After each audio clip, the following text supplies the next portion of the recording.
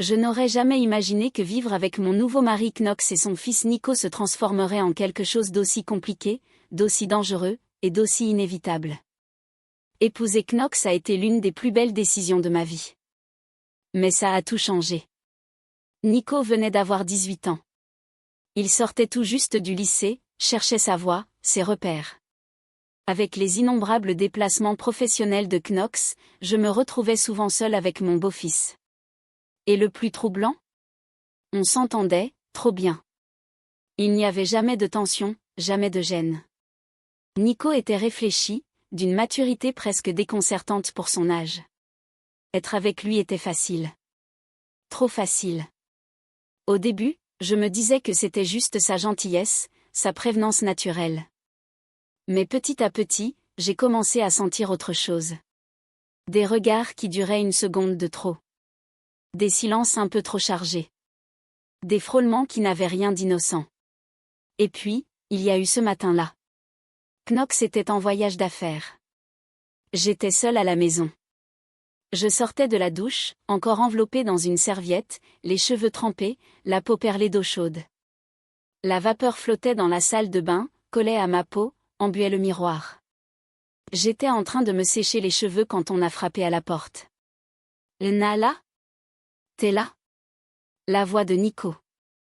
Douce, un peu hésitante. Je me suis figée. Il ne frappait jamais. Surtout pas le matin. Surtout pas à la salle de bain. Oui, qu'est-ce qu'il y a ? Un petit silence. Excuse-moi de te déranger, j'ai juste besoin de prendre un truc. Je peux entrer 2 secondes ? J'ai jeté un œil à mon reflet. La serviette courte, la peau encore humide, les cheveux en bataille. J'ai hésité. Mais c'était Nico. Mon beau-fils. Et il avait l'air inoffensif. Vas-y, entre. La porte s'est ouverte lentement. Il est entré en survêtement gris, les cheveux ébouriffés, l'air de s'être réveillé il y a 5 minutes. Il m'a regardé. 1 seconde. 2 secondes. Puis il a détournu les yeux très vite, comme s'il s'était brûlé. Il s'est dirigé vers le placard, a fouillé dedans. J'ai fait semblant de continuer à me sécher les cheveux. Mais je sentais son regard revenir sur moi. Par bribes. Par éclats. L'air était lourd. Épais. Presque irrespirable. Il a fini par brandir une boîte d'aspirine. Trouvé, a-t-il murmuré. Mais il n'a pas bougé. Il s'est appuyé contre le lavabo, juste à côté de moi. Trop près. Et tu te prépares pour quelque chose, a-t-il demandé, la voix un peu rauque. Non, je commence juste ma journée, ai-je répondu en riant nerveusement. Il a hoché la tête. Lentement. T'as l'air différente. Ce mot. Différente. Je me suis tournée vers lui. Étirement. La serviette collait à ma peau. Mes cheveux gouttaient sur mes épaules. Et lui, il me regardait comme jamais il ne m'avait regardé avant.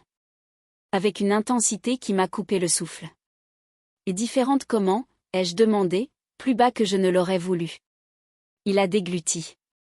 Je sais pas, c'est difficile à expliquer. Un silence. Un silence qui pesait des tonnes. Et puis il a fait un pas vers moi. Un seul. Je suis désolé si c'est bizarre, a-t-il murmuré, mais il y a un truc qui m'arrive depuis un moment. Je sais pas si c'est juste dans ma tête. Mon cœur cognait si fort que j'ai cru qu'il allait l'entendre. Et Nico.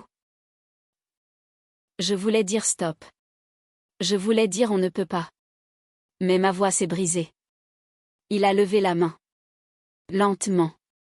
Ses doigts ont effleuré mon bras nu. Un frisson violent m'a traversé. Je n'ai pas reculé. Je sais que c'est pas bien, a-t-il soufflé, sa main toujours sur ma peau. Mais je peux pas faire comme si je ressentais rien. Je n'ai rien dit.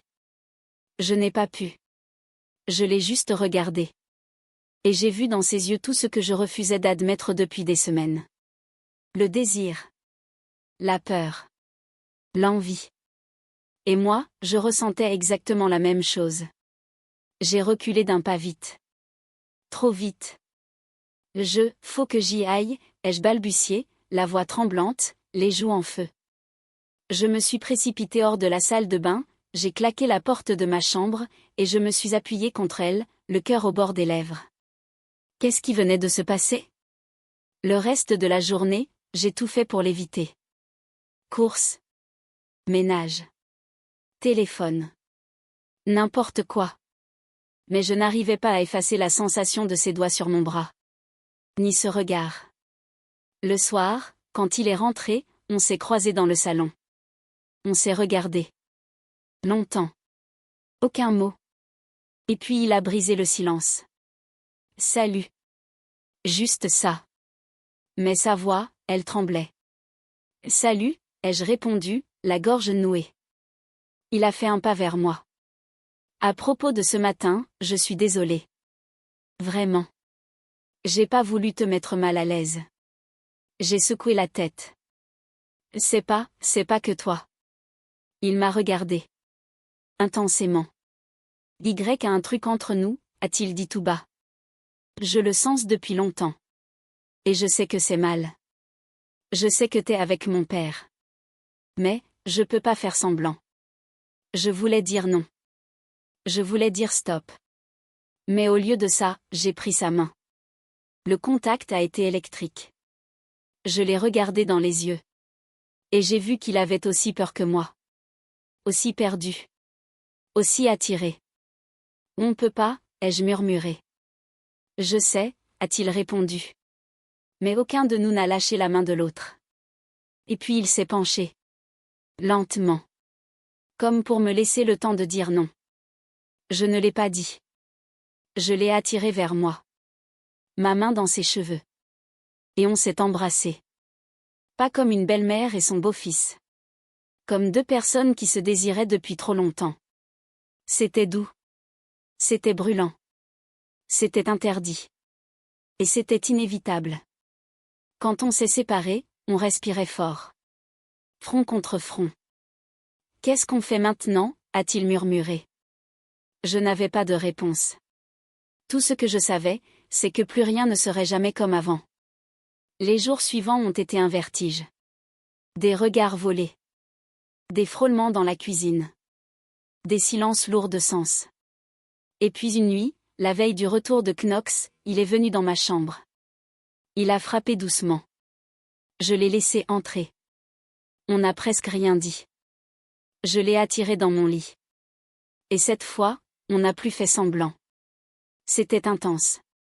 C'était tendre. C'était tout ce que je n'avais pas ressenti depuis des années. Après, on est resté enlacés, peau contre peau, le souffle court. On trouvera une solution, a-t-il murmuré dans mon cou. Je l'ai cru. Même si je savais, au fond de moi, que c'était impossible. Le lendemain, Knox est rentré. Sourire éclatant. Étreinte chaleureuse. Comme si rien n'avait changé. Mais tout avait changé. Chaque regard entre Nico et moi était un secret. Chaque sourire de Knox me brisait un peu plus le cœur. Et un soir, après le dîner, quand Knox est sorti passer un appel, Nico et moi nous sommes retrouvés seuls dans le salon. Le silence était insoutenable. On ne peut pas continuer comme ça, ai-je soufflé, les larmes aux yeux. C'est pas juste pour lui. Il a hoché la tête, la mâchoire serrée. Je sais. Je lui ai pris la main. Il faut qu'on prenne du recul. Qu'on comprenne ce qu'on veut vraiment. Sans se cacher. Il m'a regardé longtemps. Triste. Résigné. Si c'est ce que tu veux, je le ferai. Je me suis blottie contre lui une dernière fois. Je t'aime, ai-je murmuré. Moi aussi, a-t-il répondu, la voix brisée.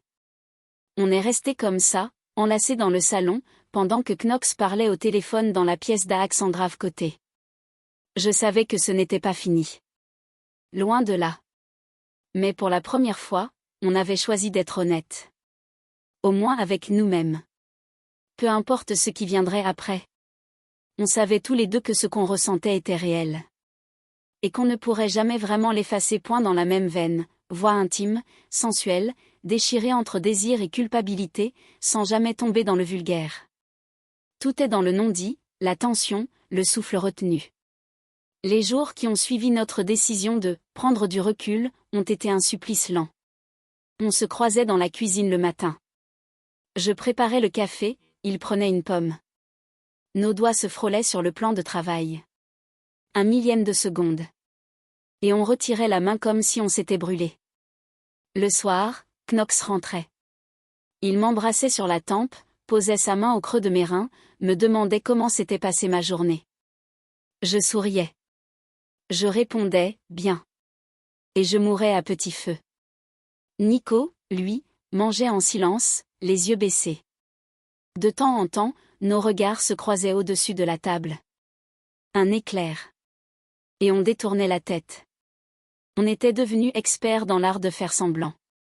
Mais la nuit, c'était autre chose. Je n'arrivais plus à dormir dans le lit conjugal. Je me levais, prétextais un verre d'eau, descendais pieds nus dans la cuisine. Et presque chaque fois, il était là. Assis sur le comptoir, une bouteille d'eau à la main, torse nu, le regard perdu dans le noir du jardin. On ne se parlait presque plus. On n'en avait pas besoin. Un soir, j'ai craqué. Je me suis approchée. Je me suis arrêtée à 1 mètre de lui. On s'est regardé longtemps. Je n'y arrive plus, ai-je murmuré. Il a sauté du comptoir. Lentement. Il s'est planté devant moi. Pas trop près. Juste assez pour que je sente la chaleur de sa peau. Moi non plus, a-t-il soufflé. Et puis il a fait la seule chose qu'on s'était juré de ne plus faire. Il a pris mon visage entre ses mains et il m'a embrassé. Pas doucement. Pas tendrement. Comme quelqu'un qui a trop attendu. Je me suis accrochée à lui. J'ai gémi contre sa bouche. Ses mains ont glissé sous mon t-shirt, sur ma peau nue. On s'est retrouvés contre le frigo, haletant, désespérés. On avait dit qu'on arrêtait, ai-je gémi entre 2 baisers. Je sais, a-t-il répondu, la voix rauque. Je sais. Mais aucun de nous n'a arrêté. On s'est embrassé jusqu'à en perdre le souffle. Jusqu'à ce que je sente ses larmes sur mes joues ou peut-être les miennes. Et puis j'ai entendu la marche de l'escalier craquer. Knox. On s'est séparés en une fraction de seconde. Nico a filé par la porte de derrière. Je suis restée là, le dos contre le frigo, le cœur explosant dans ma poitrine. Knox est entré, les yeux encore gonflés de sommeil. Tout va bien, bébé? J'ai hoché la tête. J'ai souri. J'ai menti. Le lendemain, j'ai pris ma décision. Je ne pouvais plus vivre comme ça. Ni pour Knox. Ni pour Nico. Ni pour moi. Je suis allée voir Nico dans sa chambre, en début d'après-midi, pendant que Knox était au bureau. Il était assis sur son lit, écouteurs sur les oreilles, le regard dans le vide. Quand il m'a vue, il les a enlevés lentement. Il faut qu'on parle, ai-je dit. Il a hoché la tête. Il savait. Je me suis assise à côté de lui. Pas trop près. Je vais partir, ai-je lâché. Le silence a été terrible. Partir où, a-t-il demandé, la voix brisée. Je ne sais pas encore. Un hôtel. Un appart. Le temps de comprendre. Il a fermé les yeux. Une larme a coulé sur sa tempe. Tu vas lui dire? Je ne sais pas. Peut-être. Un jour. Mais pas comme ça. Pas en le détruisant. Il a rouvert les yeux. Rouges. Brillants. Et nous? Je lui ai pris la main. Je l'ai serré très fort. Et nous, on ne peut pas continuer à se faire du mal comme ça. Pas en cachette. Pas dans son dos. Si un jour on doit être ensemble, ce sera au grand jour. Ou pas du tout. Il a hoché la tête. Lentement. Comme quelqu'un qui comprend que c'est la seule issue possible. Je t'attendrai, a-t-il murmuré. J'ai souri à travers mes larmes. Je sais. Je me suis penchée. Je l'ai embrassé une dernière fois. Doucement. Longuement. Comme un adieu qui n'en était pas vraiment un. Et puis je suis partie. J'ai fait ma valise en silence. J'ai laissé une lettre à Knox sur la table de la cuisine. Pas toute la vérité. Juste assez pour qu'il comprenne que j'avais besoin de temps. Que je l'aimais encore. Mais que quelque chose en moi s'était cassé. Quand j'ai refermé la porte derrière moi, Nico se tenait dans l'escalier. Il n'a rien dit. Il m'a juste regardé. Longuement. Je lui ai souri. Un sourire triste, mais vrai. Et j'ai descendu les marches. Je ne savais pas où j'allais. Je ne savais pas si je reviendrais. Je ne savais pas si, un jour, on pourrait être ensemble sans détruire tout ce qui nous entourait. Mais pour la première fois depuis des mois, je respirais. Libre. Terrifiée. Amoureuse. Et enfin honnête avec moi-même. La suite. Je ne la connais pas encore. Mais je sais une chose. Quoi qu'il arrive. Je ne regretterai jamais de l'avoir aimé. Même si ça doit me coûter tout le reste.